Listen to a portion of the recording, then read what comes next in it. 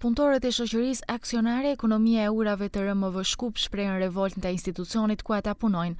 Ata thonë se punojnë me rroga minimale dhe nga drejtuesit e tanishëm, ata u ndryshohen vendet e punës duke i dërguar në lokacione si Koçanies Feti Nikolla. Punëtorët potencojnë se këto probleme kanë filluar që kur ka ardhur drejtori i ri si menaxhues i këtij institucioni. Drejtoria e ndërmarrjes ka marrë vendim për të na zhvendosur nga qendra rajonale në Shkup në qytetet tjera si Koçani dhe Feti Nikolla, si dhe për të reduktuar numrin e vendeve tona të punës. Ky vendim është marrë në mënyrë të njëanshme, pa paralajmërim dhe pa respektuar procedurat ligjore. Ne kemi qenë të angazhuar në këto vende të pune për më shumë se 2 vite me vendim të rregullt dhe të plotfuqishëm.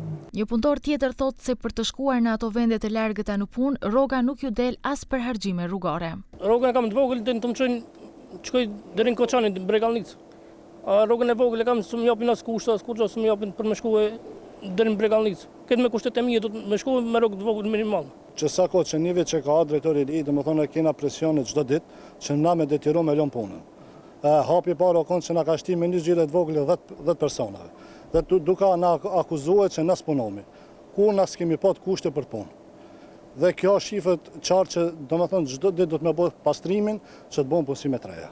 Për këto shqetësime të ngritura nga ana e punëtorëve, Televizioni 21 ju drejtua shoqërisë aksionare Ekonomia e Ujrave, nga atje morëm këtë përgjigje. Nuk jemi në mundësi të dorëzojmë njoftimin nga shoqata aksionare Ekonomia e Ujrave për çështjen e përmendur për momentin, pasi është ditë jo pune. Ju faleminderit për mirëkuptimin. Ndërkaq në linjë telefonike me drejtorin Filip Filipovski na u tha që këto ankesa nuk janë të vërteta dhe se këtë mund ta dëshmojë të hënën.